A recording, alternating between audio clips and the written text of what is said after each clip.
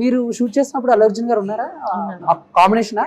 Combination. Super అయితే. ఎలా ఉంది ఆయనతో? అంటే సో బేసిక్‌గా ఆల్రెడీ 'పుష్ప 1' రిలీజ్ అయింది. నేషనల్ అవార్డ్ కొట్టేశారు. బట్ ఆయన యాక్టింగ్ గురించి మేము చూసాం. అసలు బట్ మీరు దగ్గర ఇది చూసారు ఎవరైనా కాబట్టి చెప్పుంటారో లేదో ఇంటర్వ్యూస్ లో, బన్నీ గారు ఇప్పుడు మనం ఇలా మాట్లాడుకుంటున్నామా, ఆయన ఎవరితో అంటే ఆయన నేర్చుకుంటూనే ఉంటారు, డైలాగ్ ప్రాక్టీస్ చేస్తూనే ఉంటారు.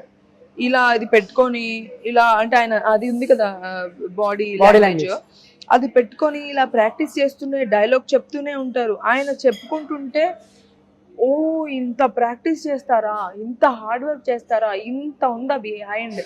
నాకు ఎప్పుడు అంటే నేను బన్నీతో షూట్ చేయనప్పుడు ఆయన అంటే నాకు ఇన్స్పిరేషన్. డ్యాన్స్ విషయంలో మాత్రం నేను ఇన్స్పిరేషన్గా తీసుకున్నా. ఆయన అంటే ఏంటో తెలిసిన తర్వాత షూట్ స్పాట్లో అసలు ఆయన హీస్ ఆల్వేస్ హార్డ్ వర్కింగ్. అసలు నేషనల్ అవార్డు ఎందుకు వచ్చిందంటే ఇంత హార్డ్ వర్క్ చేశారు కాబట్టి. Behind the scene there is so much of hard work. ఇంకోటి ఏంటంటే సుకుమార్ గారికి ఈజీగా నచ్చదు టేక్.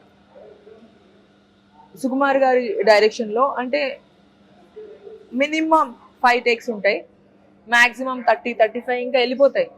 అలాగా టేక్స్లో చేస్తానే ఉన్నారు. బన్నీ గారు షార్ట్ అది రీసెంట్గా జరిగింది. అక్కడెక్కడో బన్నీ గారు, మేము ఎండలో ఇక్కడెక్కడో.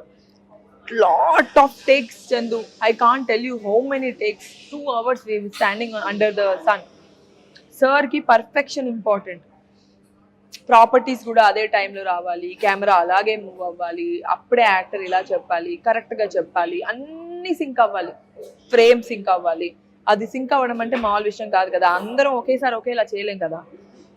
అన్ని టేక్స్ అప్పుడు కూడా బన్నీ గారు ఇలా స్మైల్ చేస్తూ, he was like that. చాలా ఓపికగా చాలా అంటే నుంచొని అక్కడే చేరేసుకొని కూర్చొని ప్రాక్టీస్ చేస్తూ ఎన్నిసార్లు చేస్తే. ఇంకొకటి విషయం ఏంటంటే, మనం టేక్స్ చేస్తున్నప్పుడు 20 టేక్స్ చేసిన తర్వాత మన పేషెన్స్ పోతుంది. కొంచెం అవును అన్న డైలాగ్ కూడా మర్చిపోతాం మనం. అలాంటిది అన్ని టేక్స్ తర్వాత కూడా అంతే ఓపికగా ఉండి అంతే ప్రాక్టీస్ చేస్తూ అలా చేయడం great. I took him as an like inspiration. Very good. So 'Pushpa' release అయిన తర్వాత దివి గారి లైఫ్ లో అదొక టర్నింగ్ పాయింట్ గుడ్ అనుకోవచ్చు. అవును, పాన్ ఇండియా సినిమా కదా. నేను కూడా నేను హిందీలో, తమిళ్, కన్నడ మొత్తం అన్ని లాంగ్వేజెస్ చూసేస్తారు, ఛాన్స్ కూడా వస్తాయి. అండ్ ఇంకో అవన్నీ పెట్టుబడి. మీకు నాకు రాబడి రావాలంటే ఈ ₹1,00,000 పెట్టుబడి. ప్రతి యాక్టర్ కి వాళ్ళ స్కిన్నే వాళ్ళ పెట్టుబడి. మేమేమైనా చేయగలమంటే మన స్కిన్ని మనం జాగ్రత్తగా చూసుకుంటే అదే పెట్టుబడి.